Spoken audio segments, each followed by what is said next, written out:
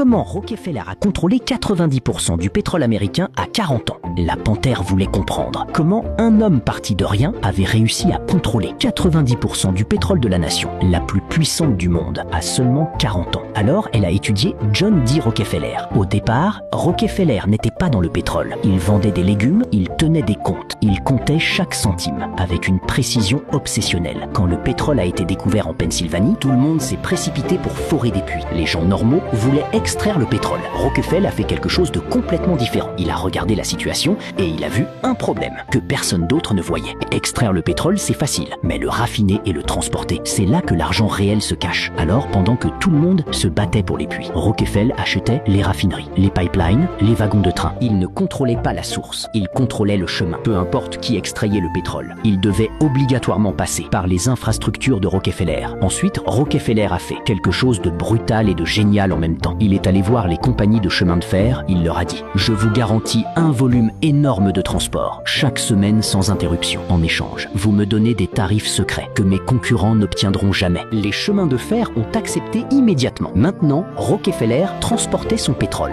2 fois moins cher que tous ses concurrents. Ses concurrents avaient exactement 2 choix, se faire racheter par Rockefeller ou mourir lentement. La plupart ont choisi d'être rachetés en 10 ans à peine. Sa société Standard Oil contrôlait 90% du pétrole américain. Mais voici ce que personne ne raconte jamais. Rockefeller ne gardait jamais tout son argent. Dans une seule structure, il créait des dizaines de sociétés, dans des dizaines d'États différents, toutes connectées en secret, sous son contrôle unique. Les autorités ne voyaient pas un empire, elles voyaient des dizaines de petites entreprises qui semblaient totalement indépendantes. Quand le gouvernement américain a finalement forcé Standard Oil à se diviser en 34 sociétés séparées, Rockefeller possédait des parts dans chacune d'entre elles. Le démantèlement de son empire l'a rendu 2 fois plus riche. La Panthère a compris une chose fondamentale ce jour-là. On ne détruit pas un empire vraiment bien construit. On l'éparpille juste en plusieurs empires plus petits. Rockefeller n'a pas gagné parce qu'il avait plus de pétrole que les autres. Il n'a pas gagné parce qu'il était plus intelligent que les autres. Il a gagné parce qu'il a compris une règle que personne n'enseigne jamais à l'école. Celui qui contrôle le chemin contrôle tout. Les foreurs possédaient le pétrole, mais Rockefeller possédait les pipelines, les raffineries, les wagons. Sans lui, le pétrole ne bougeait pas. Sans lui, le pétrole ne valait rien. Les pauvres possèdent des produits. Les riches possèdent les infrastructures qui donnent de la valeur à ces produits. Abonnez-vous si vous voulez comprendre comment les grandes familles pensent vraiment